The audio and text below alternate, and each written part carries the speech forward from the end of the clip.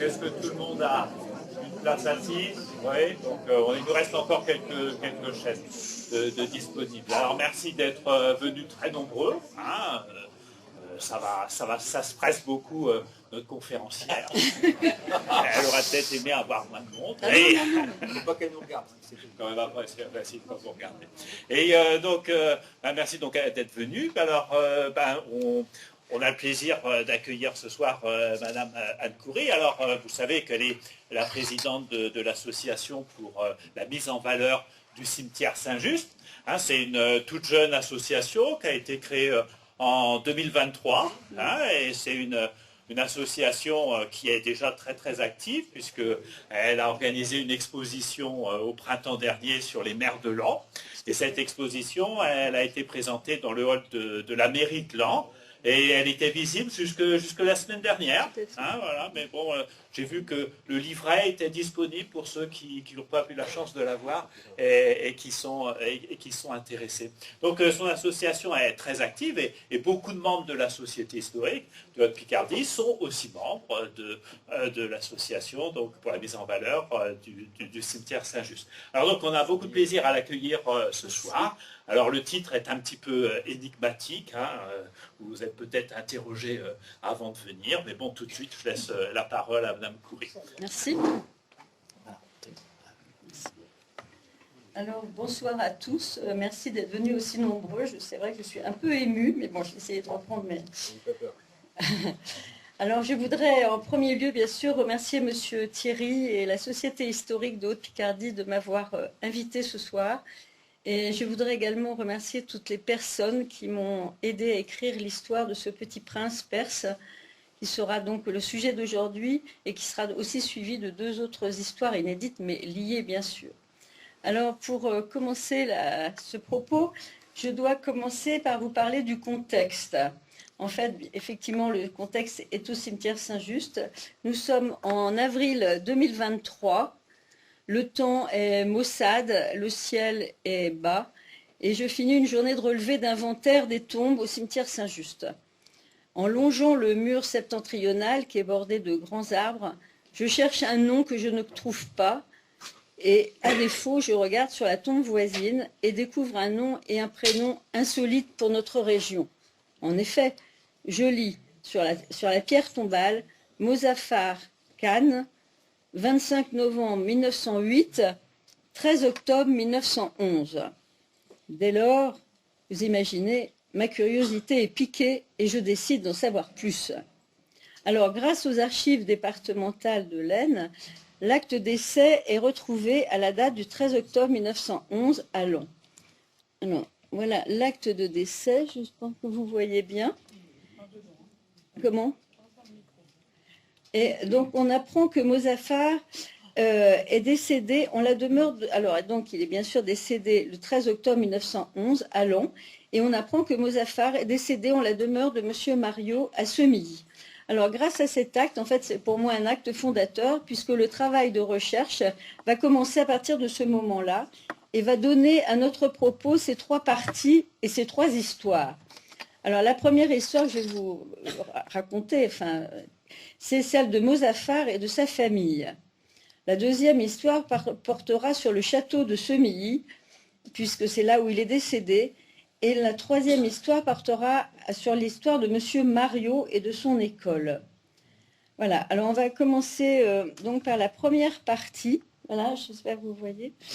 Donc, à la lecture je vais commencer sur la famille de Mozaffar.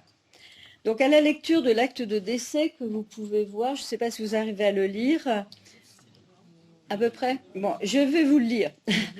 Et donc, grâce à cet acte, on apprend l'identité de ses parents. En effet, son père se nomme Aga Mirza Bagher Khan. Mobaïser es-Sultan. Il est âgé de 26 ans, il est perse, envoyé par le sultan et il est attaché d'ambassade. Sa mère s'appelle Charlotte Zoé Alexandrine de Planterose de Berville. Elle est âgée de 22 ans et sans profession. Alors, on apprend également qu'il réside à Paris, dans le 5e arrondissement, rue de Latran, qui se trouve près du Collège de France. Et on ne connaît pas, dans l'acte de décès, bien sûr, les circonstances ni le motif du décès du petit Mozaffar. Il est probable qu'il soit dû à une maladie infectieuse qui était si fréquente à cette époque-là. Alors, ce triste événement ne restera pas caché, car il va être relaté dans la presse locale. Donc, je pense que vous voyez là, en premier lieu, dans le journal de l'Aisne du 21 octobre 1911. Donc, je vais vous lire le petit passage. Il a été parlé des obsèques célébrées en l'église Saint-Martin de Laon d'un tout jeune prince persan, Mozaffar Khan, décédé au château de Semilly, en l'école Mariot, où son père, le prince Bagher Khan, attaché d'ambassade, poursuit en ce moment des études de droit français. Toujours écrit, à l'occasion des obsèques, et conformément à une tradition de son pays, le prince a voulu qu'un repas de funérailles fût offert à 30 indigents. Et la coutume persane veut qu'à ce repas, ordonné par la famille, les convives soient servis par le père et la mère du défunt, coutume pieusement suivie au château de Semilly.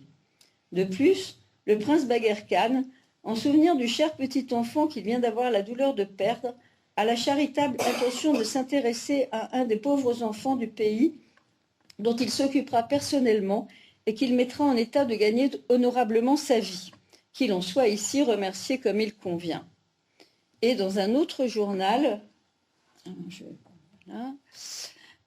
il est relaté dans les tablettes lannoises, dimanche matin ont eu lieu à l'église Saint-Martin les obsèques du jeune prince Mozaffar Khan, fils de la princesse et du prince Bagher Khan, ex-secrétaire particulier du Shah de Perse, actuellement attaché à la légation perse à Paris. Il est décédé au château de Semilly vendredi dernier dans sa 3e année. Dans l'imposant cortège se trouvaient plusieurs attachés d'ambassade, M. Mariot, les professeurs, les élèves de l'école Mariot et des personnalités civiles et militaires. Le corps a été inhumé provisoirement au cimetière Saint-Just et sera ensuite transporté en Perse. Le service était réglé par les soins des pompes funèbres de Laon aux 3 orphelins. Voilà, donc on a déjà l'acte de décès et les coupures de presse qui relatent cet accident, du décès de Mozaffar. Alors, on va bien sûr se poser des questions concernant l'histoire de ses parents, puisqu'on sait déjà un petit peu leur nom, mais pas grand-chose. Alors, on va aussi rechercher, bien sûr, l'acte de naissance de Mozaffar, qui est daté du 1er décembre 1908. Alors, il est né à Paris. Alors l'acte de naissance nous apprend que son père est né en 1884.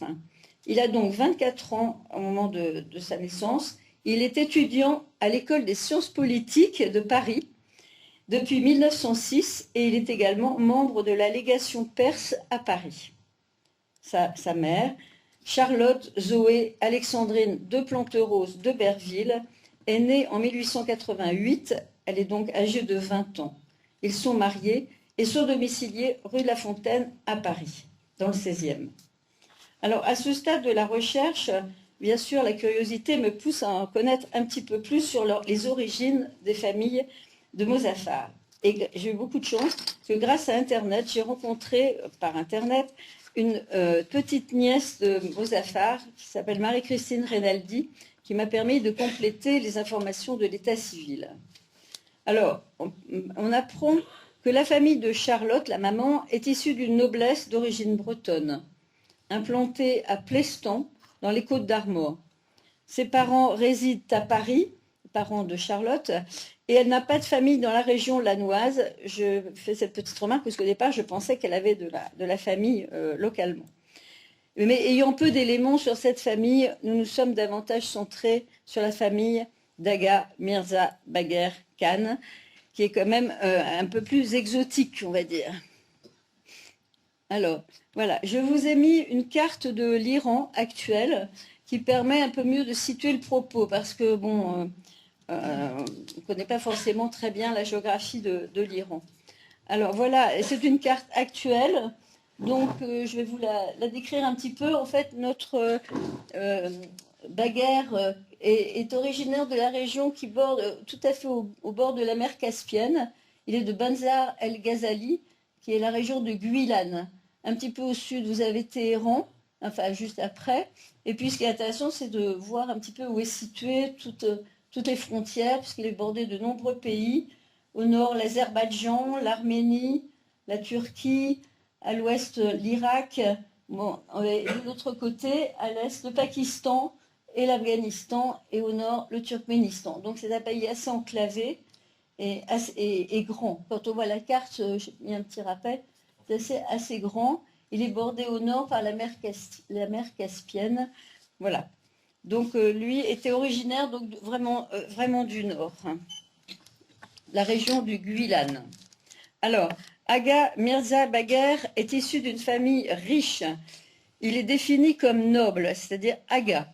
Il est lettré, Mirza, Khan, prince, et Mobaïser es-Sultan, qui est aussi un titre princier et qui signifie envoyé.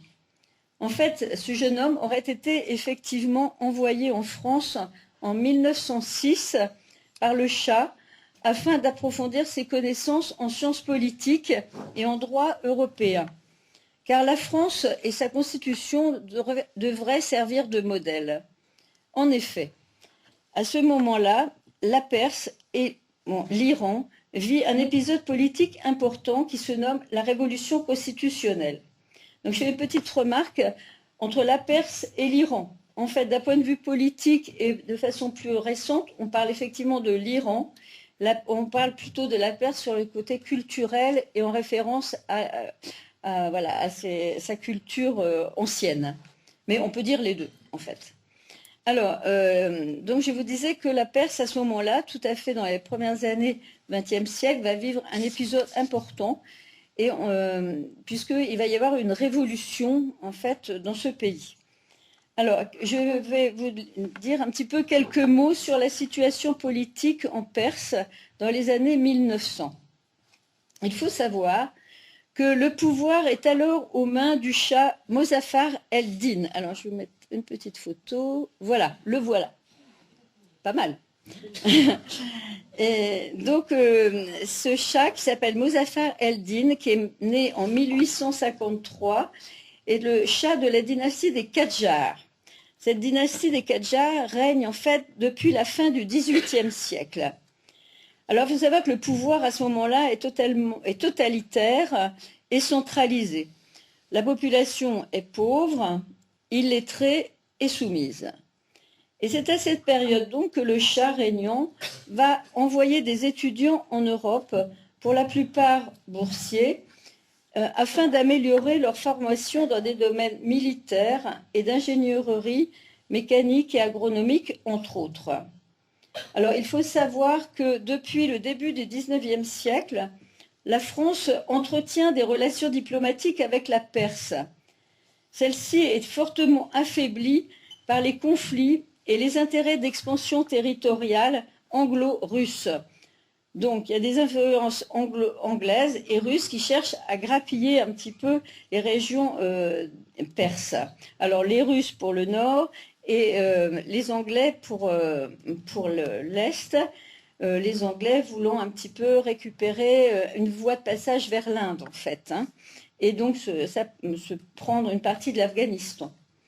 Bon, donc, on voit que à l'intérieur du pays, il règne une certaine pauvreté, et cela va faire émerger un mouvement de révolte, une révolution, qui mènera quelques années après à la formation d'un parlement. Donc ça, c'est quand même pas mal à citer, puisque cette révolution n'est pas restée stérile, elle a permis de mener le pays à avoir un parlement. Et donc, la création d'une constitution comportant des prémices démocratiques, ce qui à l'époque était quand même très novateur.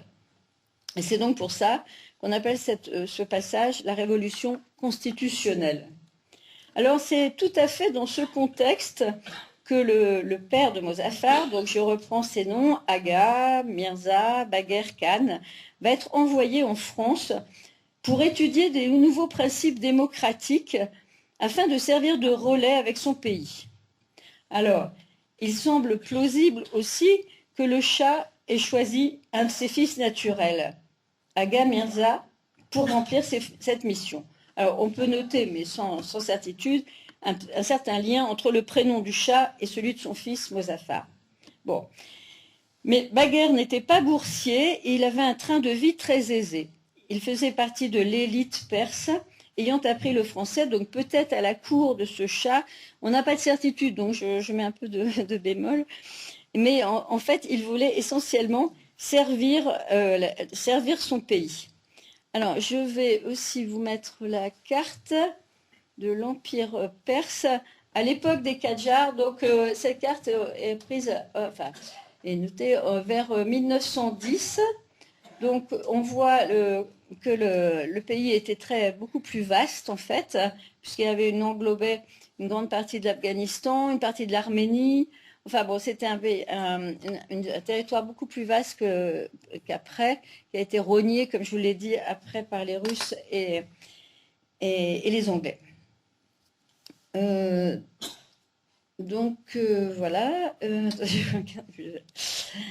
Donc, il avait aussi, il faisait partie de l'élite, comme je vous l'ai dit, et il connaissait bien le français, en fait, puisqu'on va le voir.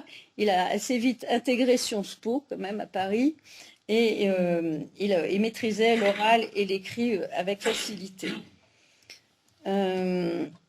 Alors, on me pourrait demander quelle était sa formation dans son pays. En fait, je n'ai pas de réponse parce qu'on n'a pas accès aux archives iraniennes. Donc, il y a quelques points inconnus puisqu'il n'y a pas d'archives à l'inverse de la France. Voilà. Alors, je reviens un petit peu sur la dynastie des Qajars. La dynastie des Qajars sera destituée en 1921 par le Parlement qui donnera le pouvoir à ce moment-là à Reza Khan Pahlavi en 1925, qui sera le nouveau Shah d'Iran que tous connaissent et dont on parle encore actuellement dans l'actualité. Voilà, alors je vous mets aussi une petite photo des étudiants. Voilà, ce sont des étudiants iraniens au moment de la révolution constitutionnelle.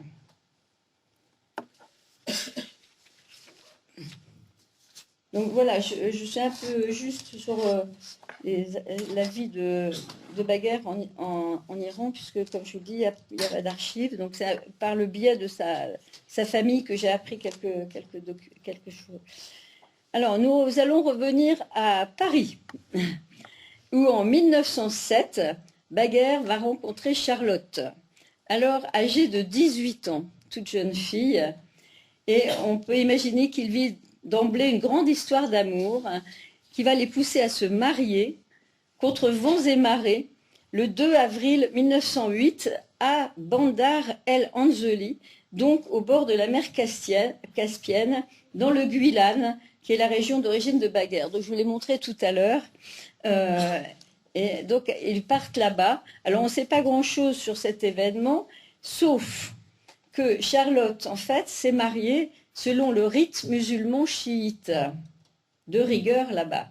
Donc c'est un mariage religieux, et elle a dû donc se convertir pour être mariée à Bagher, et elle va même changer de nom, puisqu'elle va s'appeler dorénavant Sherafé Khanon. Voilà. Donc c'est quand même assez incroyable en 1908. Pour l'époque, c'est vraiment très très rare. Donc, elle se marie là-bas, change de nom, probablement voyage, on peut imaginer, avec l'Orient Express jusqu'à Constantinople, puis en bateau pour la mer Noire. Enfin, c'était quand même un voyage incroyable en 1908 pour une toute jeune fille. Il fallait vraiment qu'elle aime beaucoup son Bagher. Hein. Alors, ils reviennent en France et Mozaffar va naître en novembre 1908, suivi d'une petite fille, Begum Khanon, en 1910. Tous deux sont nés à Paris. Alors, de retour en France, après le mariage, Bagher va reprendre tout de suite ses études à Sciences politiques à Paris.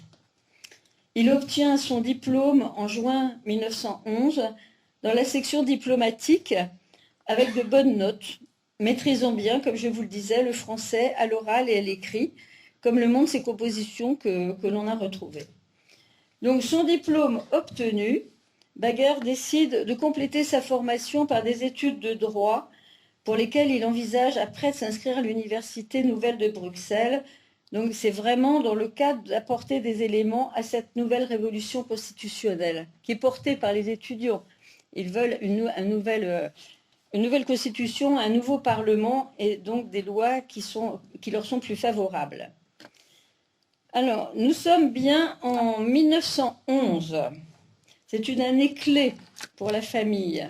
En effet, c'est en juin 1911 que la famille, c'est-à-dire les deux parents et leurs deux jeunes enfants, très jeunes enfants, arrivent à Laon, dans la propriété de monsieur Pierre-Georges Mariot, comme il est dit dans l'acte de décès, au château de Semilly-sous-Laon. En effet, c'est dans ce lieu que le 11 octobre, quelques mois après, Mozaffar décède. Alors, on ne connaît pas bien les raisons de ce changement de domicile. Habitant à Paris, pourquoi sont-ils venus à Laon? Alors, il est peut-être lié à un problème de santé de l'enfant, c'est possible. Il était peut-être de santé fragile et ils ont préféré venir à la campagne, ou au travail de Baguer, peut-être. Cependant, il est fort probable que les deux familles, la famille Kahn et la famille Mariot, se connaissaient à Paris.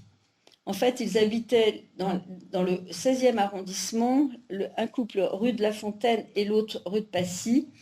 Ils fréquentaient le même milieu, c'est-à-dire un milieu instruit, cultivé et riche, car il faut savoir qu'ils n'ont jamais travaillé et ils ont vécu des rentes des deux familles. Alors, après le décès de Mozaffar, la famille va rester à Laon jusqu'en avril 1912, et date à laquelle elle va aller à Bruxelles, où Baguer va poursuivre des études de droit et où un troisième petit, Mehdi, naîtra en 1912. Leur vie commune en Belgique sera de courte durée, car le couple va se séparer en 1913. Charlotte Zoé part avec ses deux jeunes enfants en Suisse, à Lausanne, puis à Zurich. Elle est expulsée de Suisse en 1920, car elle n'a pas de papier en règle, comme je vous l'ai dit. Elle portait un nom perse maintenant, et donc elle n'avait pas de papier en fait qui correspondait à son identité. Donc elle revient ensuite en France et elle décède en 1937 à l'âge de 49 ans. Baguer, lui, reste à Bruxelles jusqu'en 1914. Il doit quitter ce pays probablement à cause de la déclaration de la guerre ou à cause peut-être de suspicion d'espionnage. Voilà, il y a quelques papiers qui montrent qu'il était surveillé, mais pas de preuves qui vont au-delà. Ou bien aussi peut-être d'une sommation du Shah lui demandant de rentrer en Iran.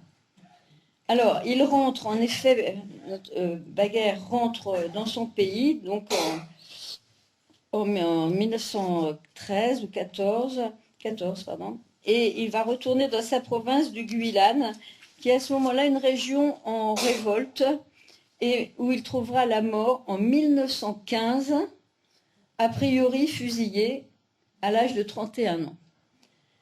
Donc l'histoire de la famille s'arrête un peu là, puisque le père Baguer est décédé, la maman est à Paris, retourne à Paris après. Bon, et après on sait un peu pas grand-chose. Bien, alors j'espère que vous suivez, vous entendez bien, ça va? Bon, voilà, c'est super. Voilà, alors on va passer maintenant à la deuxième partie qui nous occupe, c'est-à-dire le château de Semilly.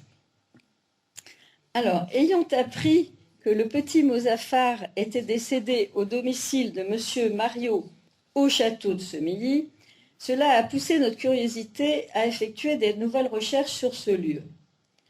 En fait, ce faubourg est un faubourg champêtre, au pied de la butte de Laon. C'est un texte qui le dit, en bordure de l'ancienne route menant de Paris à la ville haute. Alors, des recherches aux archives départementales de l'Aisne nous ont permis de retracer l'histoire mal connue jusque-là de ce château. Alors, revenons donc à ses origines en parlant tout d'abord du terroir de Semilly. Auguste Maton, bien connu des archivistes, dans le dictionnaire topographique de l'Aisne de 1871, note qu'en 1128, Semeliocum, Semilly, se trouvait déjà sur la carte de la baie d'Omblières. En 1210, on retrouve ce terroir dans la charge de l'abbaye royale Saint-Vincent de Lens.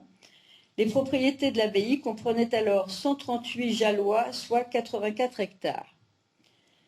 Au XIIIe siècle, Sumélie devient aussi le cueilleret de l'Hôtel-Dieu de Lens, et l'on en trouve des comptes dès le XVe siècle. Alors, en premier lieu, va se poser la question de ce château. Est-ce que ce sont des maisons ou un château et de quelle époque? Je sais pas quoi.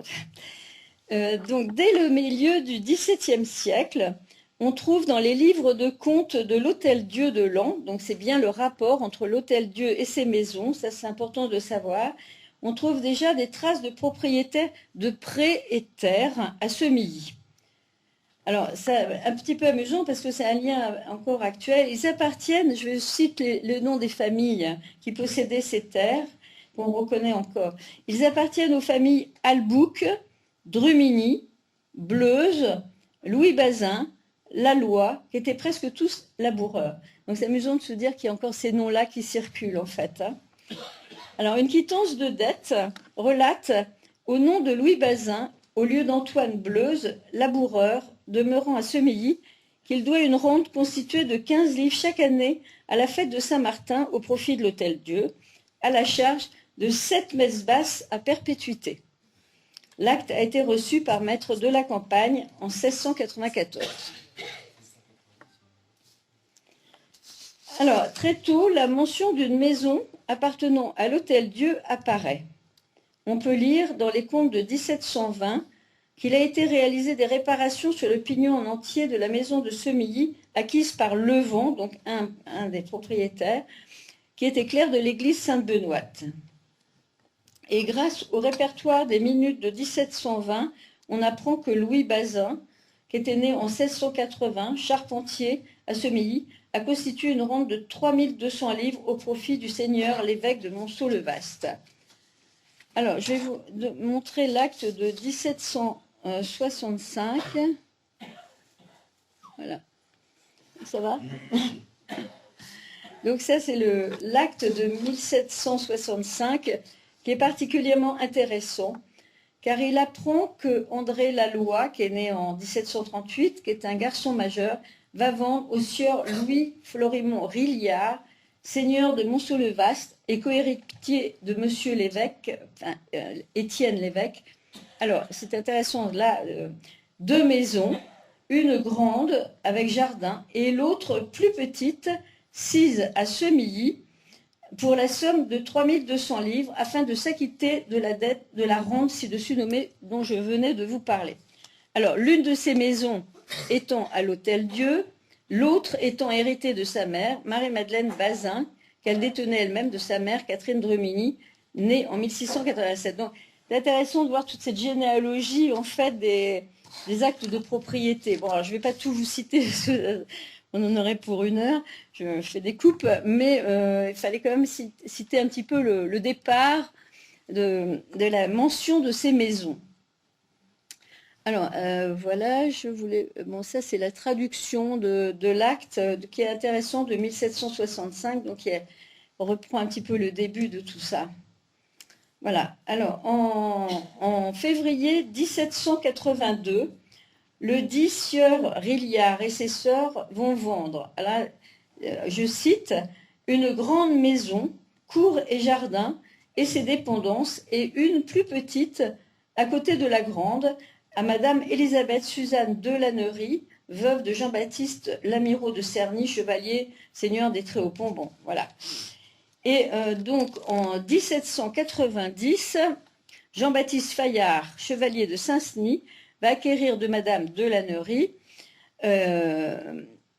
pour la somme de 12 000 livres, je cite, « le fonds et la propriété d'une maison sise à Semilly, vis-à-vis de l'église, bâtie entre cour et jardin, en ardoise, porte cochère, belle cour, jardin derrière, partie entourée de murs, la dite maison nouvellement bâtie par Dame de Feu Lamirault de Cerny, par elle acquise de messire Rilliard. Donc tout ça, on voit bien que la généalogie se suit bien, quoi, hein. Cohéritier en la succession de monsieur l'évêque, conseiller du roi, de police de la ville de Laon, lequel sieur Rilliard l'avait acquis des maisons et héritages qui n'en font maintenant plus qu'une d'André Laloy. Alors, grâce à toute cette généalogie, peut-être un peu rébarbative, et des titres de propriété, on peut dire que la preuve est maintenant établie qu'il existait bien un premier château, 18e, qui est bâti ainsi qu'il est visible sur le plan relief.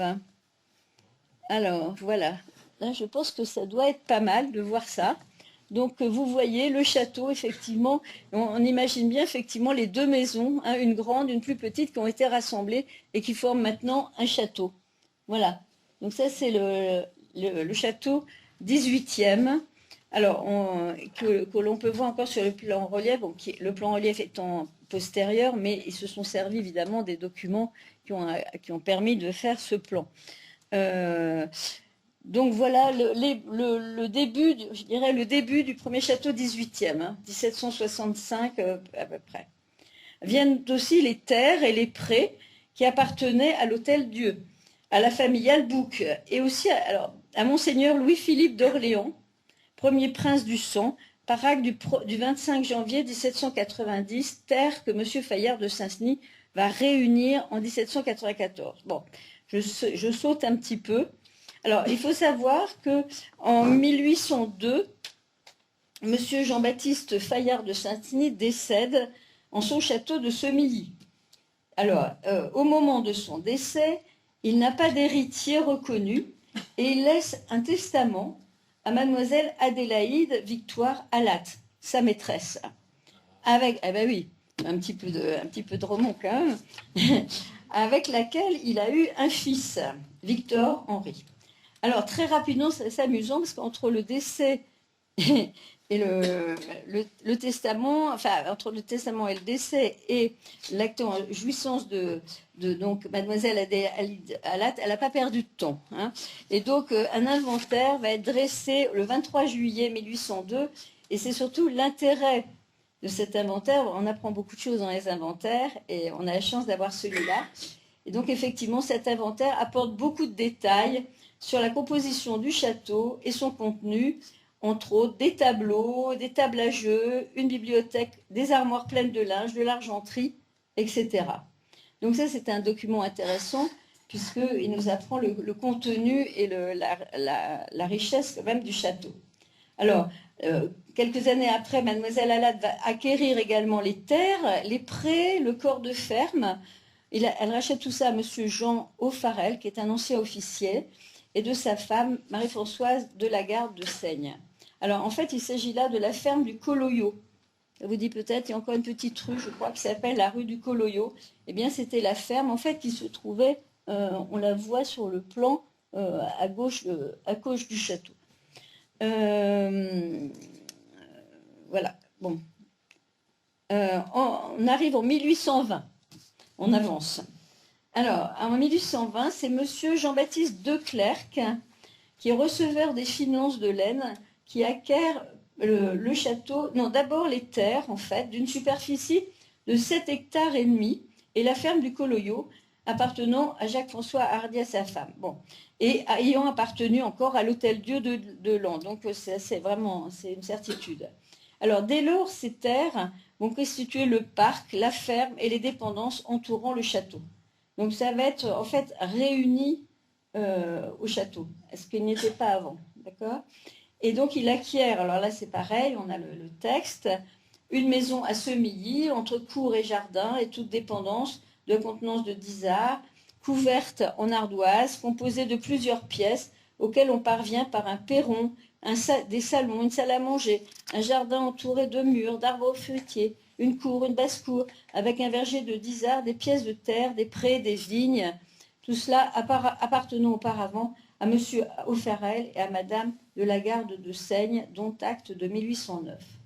Alors, c'est probablement après cette transaction de 1822 que M. Declercq va légèrement modifier l'aspect du château.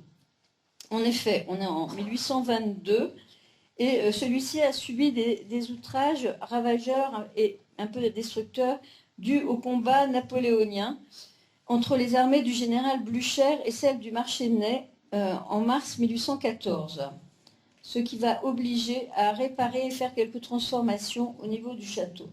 Alors, je vais vous montrer là. Voilà. Donc là, vous voyez bien le château tel qu'il est au début 19e, on va dire. Et en fait, je reprends quand même l'idée que ce château est d'époque Louis XVI. Il est orienté nord-ouest-sud-est.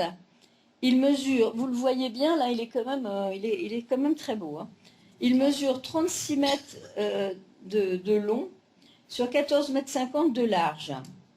Il est entouré au nord-ouest par un magnifique parc boisé et des étangs, formant une propriété de 9 hectares.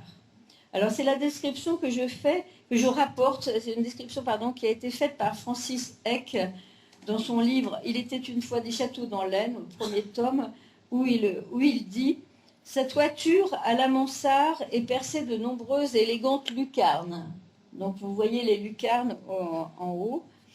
Au premier étage, on remarque des fenêtres surmontées de clés finement sculptées, avec un balcon en fer forgé qui rompt, en son centre, la monotonie de la façade.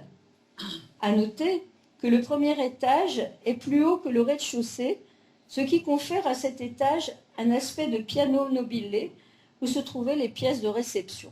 Donc les pièces de réception étaient au premier étage, en bas c'était plutôt les parties de service. L'ensemble est harmonieux, élégant, et il montre bien le statut des propriétaires. Alors, on parle donc à ce moment-là du deuxième château, parce que le premier, vous l'avez vu sur le plan relief, est un peu plus petit, et donc il a été agrandi à ce moment-là, et c'est cette version qui restera tout le 19e siècle et le début du 20e siècle. Alors, dès lors, pour occuper ce château, il y a eu quand même de nombreux propriétaires, principalement parisiens, qui vont se succéder. Bon, je ne vais pas tous vous les dire parce que ça va être un petit peu lassant. On va parler de certains quand même, notamment en 1844, Jean-Baptiste Declercq, qui fait donation de cette propriété à sa fille. Et bon, il faut savoir que ce monsieur était particulièrement...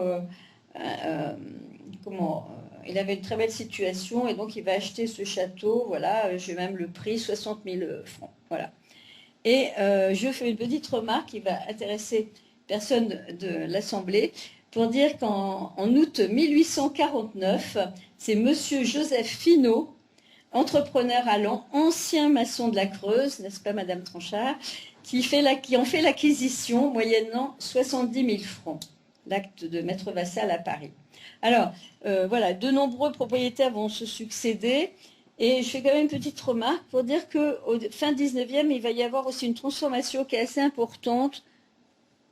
Voilà, à savoir donc, que fin 19e, une verrière avec une serre chauffée va être adjointe et réalisée entre les deux ailes. C'est un petit peu dommage, ça défigure le château du 18e.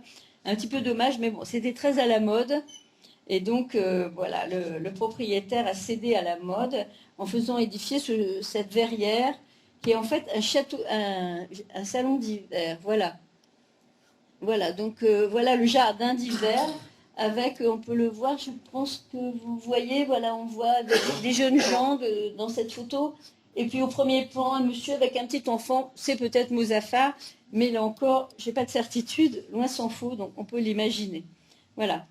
Donc, à l'intérieur de cette verrière, une serre chauffée, et puis des plantes un peu exotiques. Enfin, c'est très à la mode au 19e siècle. Voilà, donc on avance un petit peu dans les acquisitions, et nous voici en 1889. Là, monsieur Michaud, bon voilà, au nom des enfants Ranert, va vendre... Alors, en 1889, hein, à monsieur Éloi Chrysostome Bertrand. Je ne sais pas si quelqu'un connaît la famille Bertrand, qui était en fait propriétaire, une très très grosse propriétaire foncière et fabricant de sucre. Voilà. Il demeure à Laon. Il a comme épouse Séraphine Victoire Le Trilliard. Et il va donc acheter ce château et ses dépendances pour 52 000 francs. Monsieur Bertrand, qui est donc quelqu'un d'important, décède en 1897. Et là encore, un inventaire très précis va être réalisé à ce moment-là. Nous décrivons le luxueux contenu du château. Bon, j'essaye d'avancer encore un peu. Et donc, de 1889, on passe alors là en 1909. Et la date est très importante pour nous, puisqu'il va vendre son château, donc 20 ans après, à monsieur Pierre-Georges Mariot, qui est sur l'acte chef d'institution, et sa femme, née Marguerite Zénaïde Raymond, demeurant à Paris, rue de Passy. Voilà, donc on arrive enfin, bon, je vous ai passé quelques épisodes, on arrive à monsieur Mariot qui va nous intéresser dans la troisième partie. Donc il achète une propriété, dite le château de Semilly, un des faubourgs de Laon, dont l'entrée et la façade, alors attendez, j'ai peut-être, ça c'est encore un salon, non bah c'est, voilà. Il achète donc le château de Semilly, un des faubourgs de Laon, dont l'entrée et la façade sont en regard de la place. Ce dit château se composant de 25 pièces, dont des salons, donc je vous montre les salons un peu, richement décorés, où les élèves et les professeurs se rencontraient. Voilà, voilà les salons, le salon de musique, le salon, etc. Et voilà donc la façade de ce château que l'on avait vu tout à l'heure, qui est tout à fait le même, enfin, dans son état antérieur. Donc il achète aussi la ferme, les bâtiments agricoles, un pigeonnier, tout ça encore visible, un kiosque, une chapelle oratoire domestique. Tout ceci est décrit dans les inventaires réalisés pour l'estimation des dommages de guerre et par des témoignages d'amis qui ont fait des certificats. Donc tout ça, c'est vraiment bien établi. On est très sûr de ce qu'il comportait, en fait, ce château. Et on peut dire que c'est donc dans ce décor que vit la famille de Baguère et Charlotte avec ses enfants de juin 1911 à avril 1912. Donc là, on pourrait imaginer sur cette photo, voir à gauche Madame Mariot avec sa fille Violette et les deux enfants d'un premier mariage. Bon, enfin, ça montre aussi cette belle façade du château qui était vraiment, vraiment superbe. Alors là, on est dans la période encore faste, mais malheureusement, ça ne va pas durer, puisque nous allons connaître les drames de la Première Guerre mondiale. Alors, durant la Première Guerre mondiale, le château est occupé d'abord par les troupes françaises du 3 août 14 au 1er septembre, puis par des Allemands. Donc je vous ai mis là une photo qui montre un rassemblement allemand. Peut-être était-il voilà, dans ce... Enfin, il logeait peut-être dans le château, enfin, ouais, c'était un rassemblement. Puis il sera aussi occupé par des troupes anglaises et américaines jusqu'en novembre 1920. Alors là, c'est intéressant de savoir que ce château a été très endommagé en avril 1917 par des tirs de batterie françaises qui étaient postés sur les hauteurs d'Anizy. Il a également souffert des troupes d'occupation, puisque je vous l'ai dit, les Français, les Allemands, les Anglais, les Américains, etc. Et puis il a été aussi abîmé par des, enfin, pas entretenu en tout cas, par des familles sans abri qui étaient hébergées à la sortie de la guerre. Alors un inventaire très détaillé sera effectué effectivement après 18 afin de constituer un dossier de dommages de guerre. Et là, on apprend beaucoup de choses par cet inventaire. En fait, il a été endommagé. Et là, je tiens à le dire parce qu'il y a une petite histoire qui dit qu'il a été détruit pendant la guerre 14-18. Et je pense que c'est faux. En tout cas, à l'étude des documents que j'ai pu faire, il n'a jamais été détruit. Il a été endommagé, mais pas détruit. Et il sera forcément démoli pas plus tard, vers 1930, parce que effectivement les plafonds, enfin il y avait des dommages, mais il n'a pas été détruit, donc le château va être reconstruit grâce au dédommagement, mais pas au même endroit, loin du château initial, dans un style tout à fait différent. Donc je vais vous montrer le nouveau château, le voilà. Donc on pourrait dire c'est le 3e château, je ne sais pas, vous voyez bien. Un peu néoclassique. Bon, voilà, il date donc du premier quart, deuxième quart du XXe siècle. On le connaît encore, il existe encore, il est au fond de la propriété, il n'est pas au même endroit.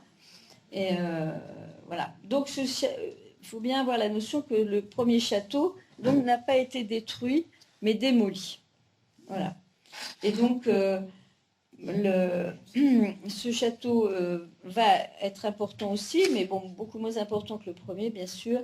Et c'est ça, dans les débuts des années 60, que les héritiers de M. Mario vont vendre ce château et toute la propriété à M. Haï. Alors, nous arrivons maintenant... je regarde si j'ai bien mis... Oui, c'est ça.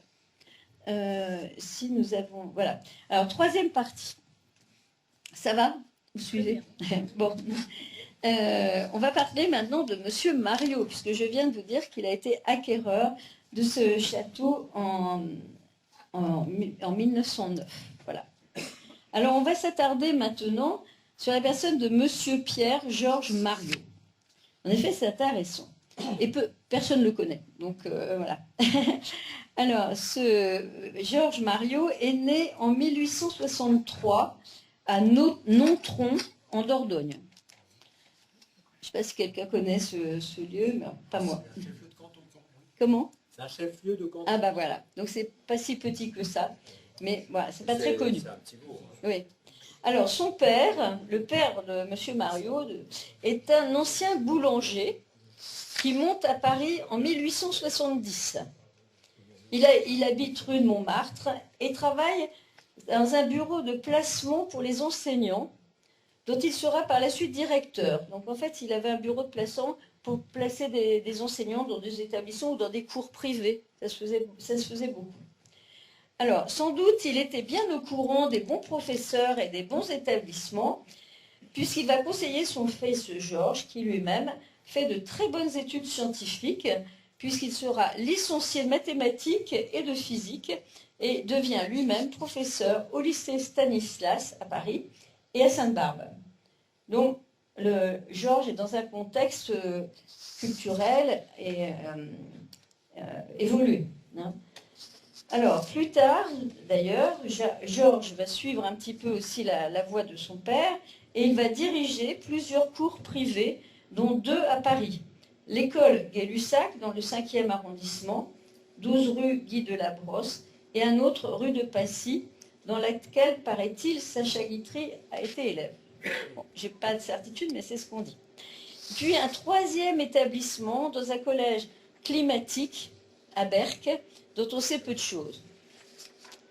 Et un 4e établissement, alors là, de façon inattendue, à Laon, dans ce château de Semilly, où il vit de façon irrégulière, car en fait, il réside à Paris et à Sèvres, où il possède, entre guillemets, un domicile d'été. Alors, on peut supposer qu'il avait des relations dans le milieu agricole lannois, puisqu'il achète ce château à la veuve de M. Bertrand. Je vous ai dit qu'il avait une grosse fortune et qu'il avait créé des sucreries. Donc, je pense qu'il y a vraiment un lien entre ces deux familles. Et puis, donc, M. Mario est très investi dans l'expansion agricole et l'expansion des sucreries et de l'industrie agricole. Alors, il se marie 2 fois, en 1890 avec Joséphine Annette, qui décédera quelques années après, puis en 1905 avec Marguerite Zénaïde Raymond. Il a de nombreux enfants, dont certains sont morts en bas âge. Alors, je continue. Ayant acquis le château de Semilly, comme je vous l'ai dit, fin 1909, M. Mario va installer dès 1910 une école. Alors, c'est un sujet intéressant, puisque ces écoles n'ont rien à voir, bien sûr, avec les écoles actuelles. Il s'agit en fait d'un cours privé, et le but de ce cours privé est de préparer des élèves brillants au baccalauréat et au concours des grandes écoles scientifiques. Alors, voilà ce qu'il décrit. Je vais vous mettre le petit. Alors, ça, c'est sa plaquette de présentation avec l'école Mario, qui est quand même très intéressante. Alors, voilà ce qu'il dit dans sa plaquette. Il dit que dans son établissement, on pratiquera un enseignement classique, principalement les matières scientifiques, qui est dispensé en fin d'après-midi et le soir. Pourquoi? Eh bien, c'est parce qu'en fait, les étudiants n'étaient pas continuellement dans son école et dans son château, ils étaient étudiants au lycée de Laon. Voilà, au lycée national de Laon. Alors revenons, c'est intéressant, à ce lycée national de garçons de Laon. Alors il a été ouvert, cette école a été ouverte en 1887 et il recevait des jeunes gens, des garçons, qui faisaient leur formation dans ce sujet. Alors, il faut savoir que ce lycée avait une excellente renommée. Et, alors, oui, petite remarque, vous savez tous peut-être où se trouvait ce lycée. Eh bien, en fait, il se trouvait à l'endroit où est maintenant le collège Le Nain, c'est-à-dire face à Saint-Martin. Voilà. Et c'était un lycée national.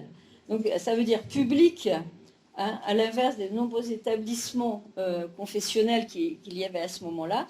Donc, j'ai appris qu'il n'y avait que 2 lycées de ce genre-là dans l'Aisne, Saint-Quentin et Laon.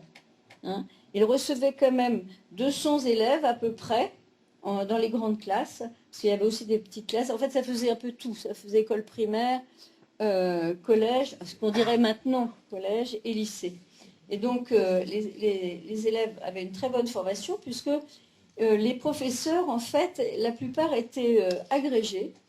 Certains venaient de l'École normale supérieure de Paris et en fait c'était un peu leur premier poste. Et comme ils se plaisaient à Laon, ils restaient en fait dans ce lycée national qui avait très bonne presse. Alors il y avait quasiment que des garçons d'ailleurs.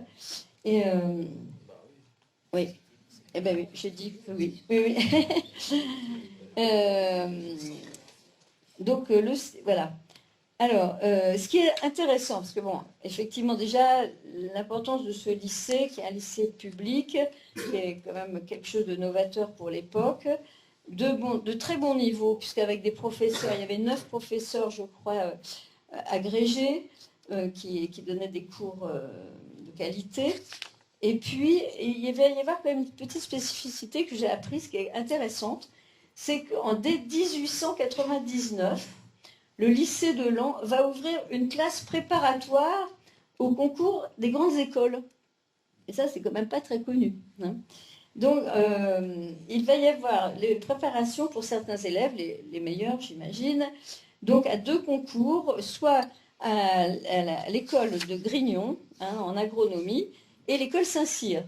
Donc, je pense que c'était bien ciblé, à la fois pour les bons élèves des familles, des propriétaires fonciers, hein, qui voulaient que leurs enfants aient une très bonne formation pour reprendre l'exploitation ou l'industrie agronomique, notamment les sucreries. Donc, ils avaient certains élèves qui voulaient continuer leur formation en agronomie et rentrer à l'école de Grignon. Et je pense pareil également pour le concours de Saint-Cyr. Bon, Laon était quand même une ville de garnison avec plusieurs casernes. Et je pense que les enfants d'officiers étaient un petit peu poussés vers tenter le concours de Saint-Cyr. Voilà. Alors, il faut savoir qu'à l'époque, pour postuler au concours des grandes écoles, il n'était pas nécessaire d'avoir le baccalauréat. Bon, alors je pense qu'on l'avait après, on passait, je pense, à ce qu'on appellerait maintenant durant le terminal, voire avant. Hein. Alors, donc, ça, c'est quand même vraiment intéressant à savoir, c'est que le lycée de Laon permettait, en ouvrant une classe préparatoire, de préparer certains étudiants à passer ces concours. Alors, ça se passait dans les années scolaires 3e et seconde, à peu près. C'est peut-être pas les mêmes niveaux que maintenant, hein, pas tout à fait. Et donc, ils bénéficient d'heures supplémentaires, notamment en mathématiques et en histoire naturelle. Alors ça, c'est la partie lycée. Et donc, ça explique bien que c'est donc dans ce cadre-là que s'inscrivent les cours supplémentaires qui vont être prodigués par M. Mario et ses professeurs pour mieux préparer ses élèves. En effet, l'école Mario va dispenser un enseignement d'agronomie en lien avec les sucreries, comme je vous le disais, et montre qu'il y avait beaucoup de matériel moderne pour l'époque et des cours innovants. Je cite, c'est M. Mario qui le dit, alors c'est dans la plaquette d'après, voilà. Là, il en fait la publicité et il le décrit, je ne sais pas si vous arrivez à lire, mais bon. Donc, il cite des cours innovants, du génie rural, de l'arpentage, de l'irrigation, les assolements, les engrais et les études de différentes races, des cours théoriques et pratiques, et aussi des stages dans les fermes avoisinantes. Alors, M. Mario poursuit en disant dans sa présentation de son école pratique que cette section convient surtout aux fils des grands propriétaires fonciers et des grands fermiers qui désirent voir garder le goût des travaux au sein desquels ils ont été élevés. Bon, c'était un petit peu amusant. Donc, voilà. Donc, cet enseignement était de qualité puisque ces élèves réussissent les concours. Alors, donc, je détaille un peu mieux. Il faut savoir que les élèves étaient scolarisés au lycée de Laon, d'accord, au lycée national de garçons. Ils y recevaient les cours classiques ou modernes d'ailleurs, parce qu'il y avait 2 sections, mais bon, peut-être plutôt modernes pour cela. Ils avaient des cours, pour certains, des cours supplémentaires pour préparer au concours des grandes écoles. Et le soir ou l'après-midi, certains donc allaient à l'école Mario, qui se trouvait finalement pas loin, et là, ils bénéficiaient encore de cours supplémentaires avec des professeurs de qualité aussi, hein, pour les préparer au mieux à ces concours. Voilà, donc c'était en fait en complément du lycée national de garçons. Là, c'est assez intéressant. Tous les cours n'étaient pas là, hein, c'était des cours de rattrapage. On pourrait dire actuellement un peu boîte à bac, hein, voilà, où on faisait un peu travailler les élèves en plus. Donc c'était, je vous l'ai dit, l'enseignement est de qualité et les élèves, certains réussissent les concours. Donc je vais peut-être, attendez, où est-ce qu'on en est là, je vais avancer un petit peu. Voilà, ça c'est la notice sur l'école de Semilly. Alors c'est assez amusant. Je vais peut-être essayer de vous le lire si j'arrive à... Oups. Ben voilà, vous arrivez à le lire peut-être. Oui, c'est pas mal, ça c'est assez amusant en fait. Donc il décrit dans sa notice, il fait de la pub en fait, hein, cette école est située à proximité de Paris, etc., au milieu de riches et prospères cultures, au centre des villes industrielles, enfin bon, c'est très, très évocateur. Voilà, le parc est boisé, etc. Et donc, on apprend qu'à Laon, la température est constamment douce et tempérée. La propriété étant protégée de tous côtés par les collines et notamment par la montagne de Laon. Et puis donc, c'est une installation la plus convenable pour les jeunes gens de tous âges dont l'état de santé ne peut s'accommoder du régime d'une école, d'un lycée ou d'un collège des grandes villes. Hein, au lieu d'une cour maussade et souvent humide, les élèves jouissent là d'un large espace où ils peuvent marcher, courir, s'ébattre, s'amuser pendant les récréations. Les cours et les répétitions se donnent même en plein air pendant les grandes chaleurs ou lorsque le temps le permet. Elle convient également aux jeunes gens pour lesquels on redoute les exemples funestes et les trop faciles fréquentations des grandes villes. Voilà. Donc la vie à Semilly, je vous invite à y aller, hein, est calme, reposante, réparatrice et permet le développement du corps et de l'esprit nécessaires aux études qui conduisent aux examens et aux concours. Monsieur et Madame Mario y vivent avec leurs enfants, au milieu des élèves, et s'efforcent de donner aux jeunes gens qui leur sont confiés l'exemple du travail, du devoir et de la vie de famille. Donc vous voyez que tout est dit. Hein, c'est vraiment super. Voilà. On va y revenir. Ce sera nécessaire. Alors, donc j'ai dit qu'il commence cette occupation de développer son école en 1909-1910. Et en fait, il va développer effectivement pendant 3 années scolaires. Et donc, il devra cesser puisque le château va être occupé pendant les 3 années de guerre qui suivent. Donc là, il a été coupé dans son élan, en fait, hein, puisqu'il n'a pu faire fonctionner son école que 3 ans, en fait. En effet, donc, pendant la guerre, Pierre-Georges Mariot va être arrêté en son château le 13 septembre 1915, a priori pour avoir caché des soldats français.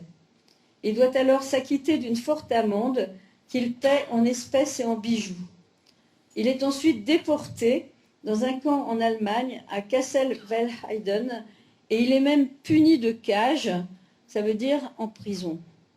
Il recevra d'ailleurs en 1926 la médaille des victimes de l'invasion, et durant sa déportation, sa femme et ses enfants vivent à Charleroi en Belgique, puis en Suisse. Alors, il faut savoir, pour clore un petit peu sur le château, qu'entre les 2 guerres, ce nouveau château et le bâtiment agricole, qui est transformé en école, sont encore utilisés comme école privée, comme le mentionnent certains Lannois. On organise aussi dans le parc des rassemblements, notamment le congrès eucharistique diocésain en 1938. Ah ouais, j'ai oublié de vous montrer, excusez-moi, je vous ai oublié de vous montrer l'affiche du lycée de Laon, 1909-1910, et donc on revient un petit peu en arrière, et puis une photo des élèves de lycée de garçons de Laon des années 1909-1910. Ouais, très, très chic. On a du mal à différencier les élèves du professeur. C'est une classe de baccalauréat. La photo vient de l'association des anciens élèves des lycées de Laon de Christian Houd. Mais bon, oui, effectivement, ils étaient cravatés, voilà. Et on a du mal effectivement à repérer le professeur des élèves. Oui. Oui. Non, mais enfin, bon, je veux dire, ça se pas au premier abord. Hein.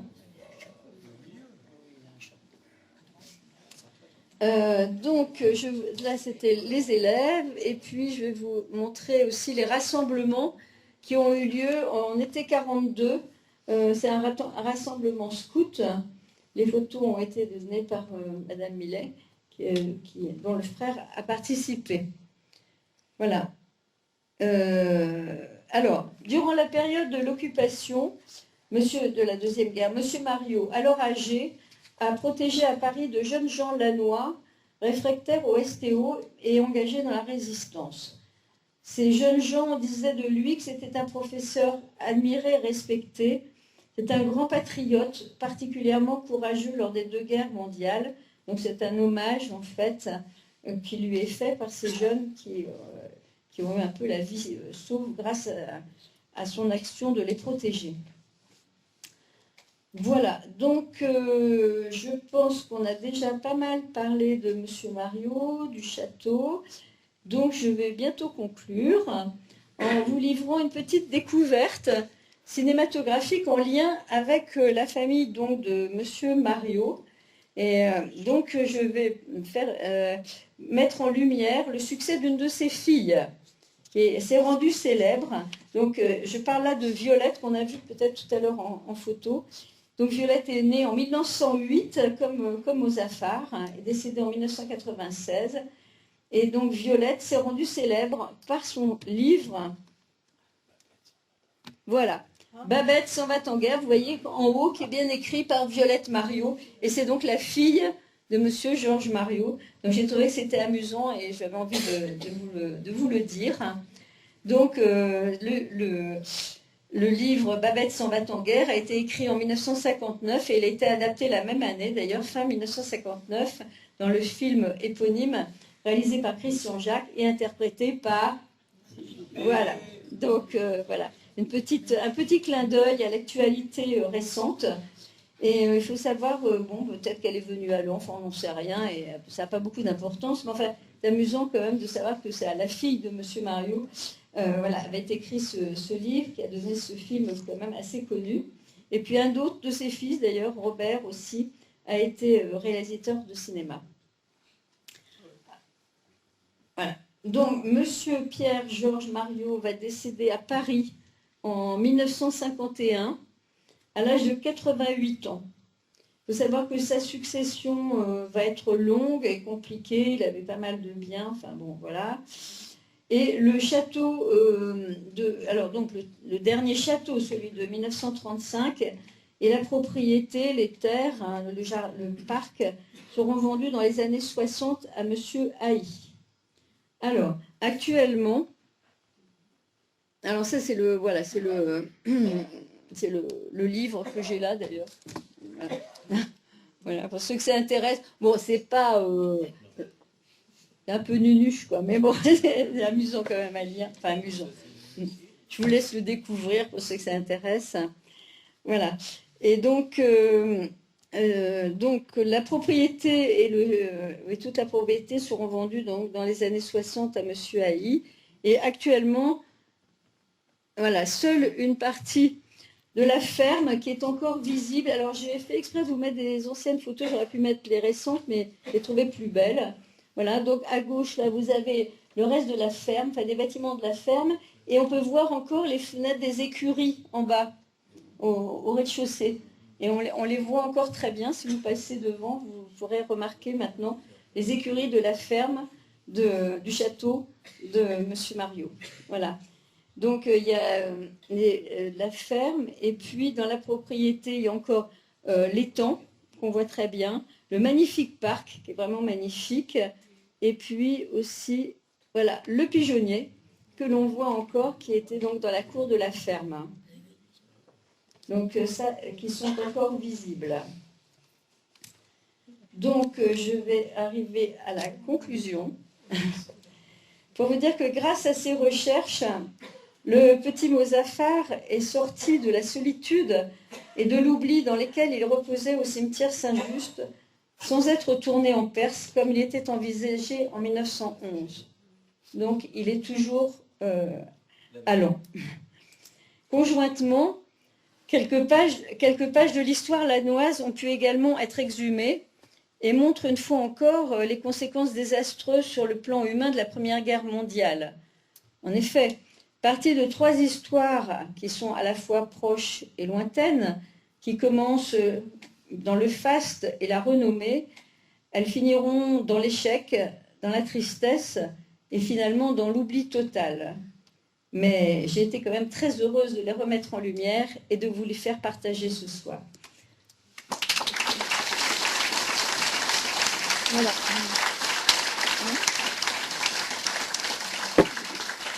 Voilà. Je vous remercie beaucoup. J'espère que ça vous a intéressé. C'est pas très connu. Ni Mozafar, pas du tout. Le château de Somilly, on ne le connaît pas parce qu'il n'existe plus dans sa version ancienne.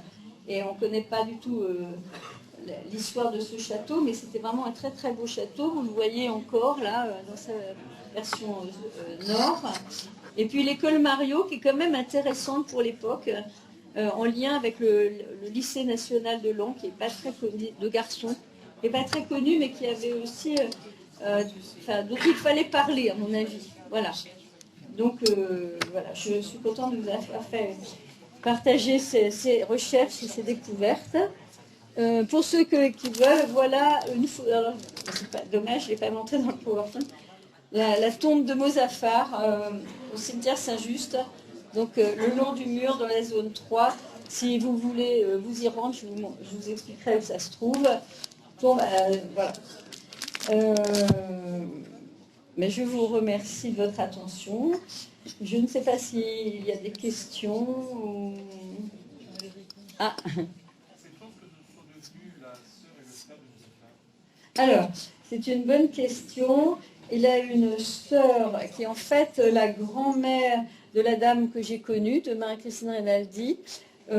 Donc, elle est enseignante, enfin la petite fille, hein.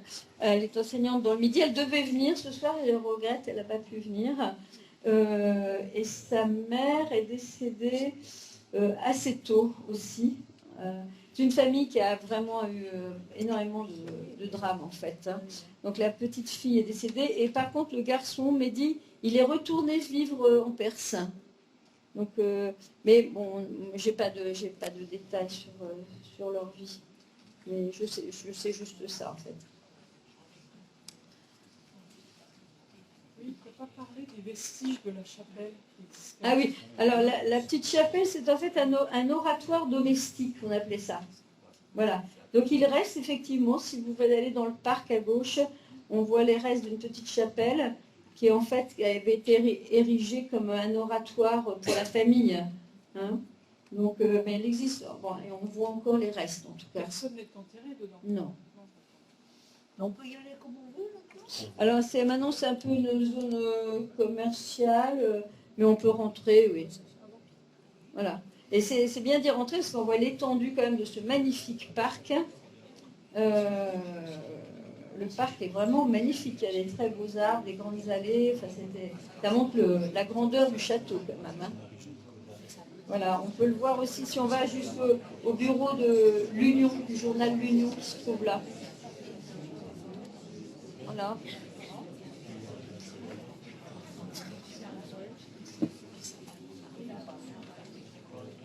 Voilà. Quelles sont les prochaines activités de votre association? Merci. Donc, question de Monsieur Thierry. Alors, nous sommes toujours en recherche. Voilà. Toujours, puisqu'on a constitué un groupe de recherche de 8 personnes.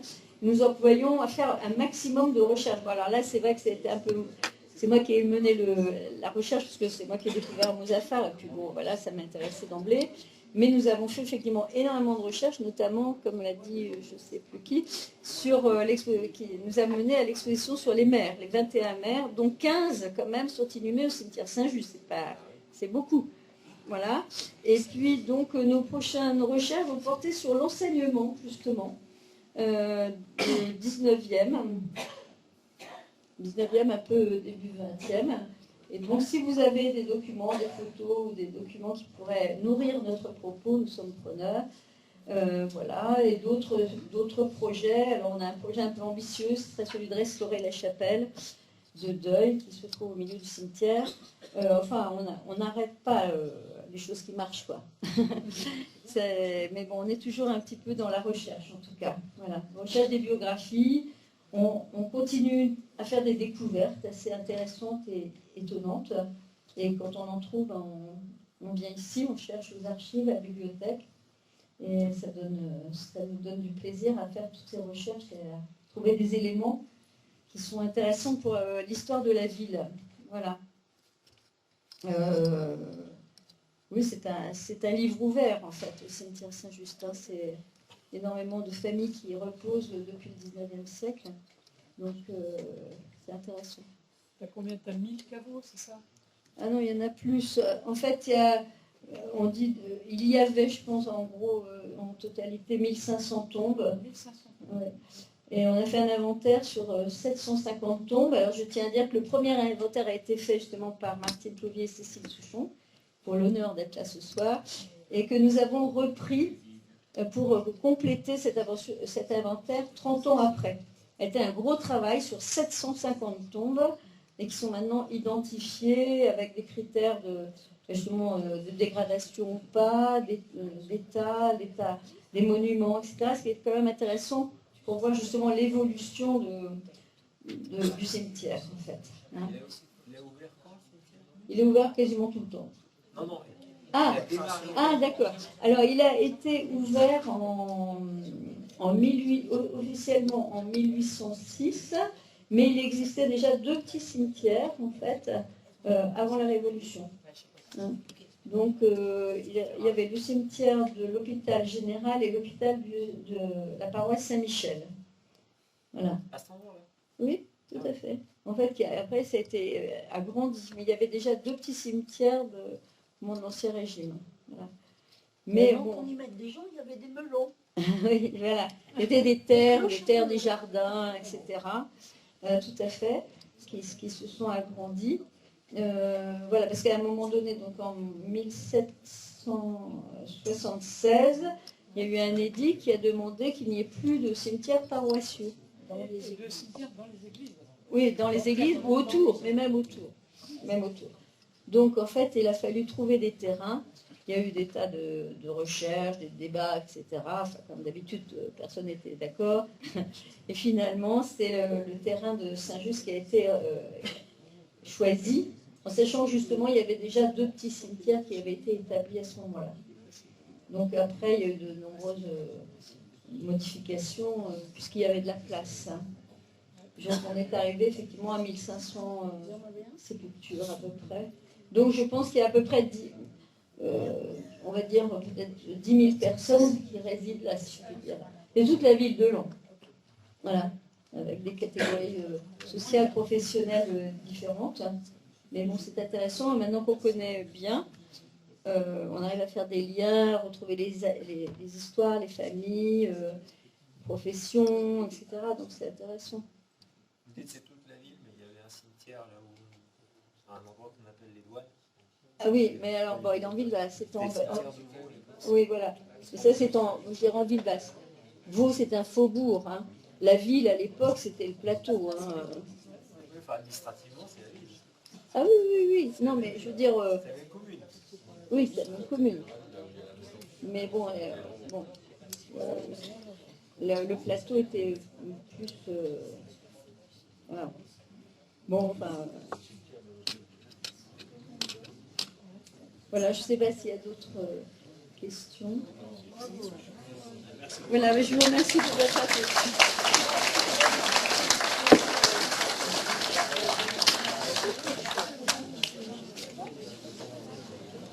Finalement, ton inventaire, il sera donné à la ville ou pas?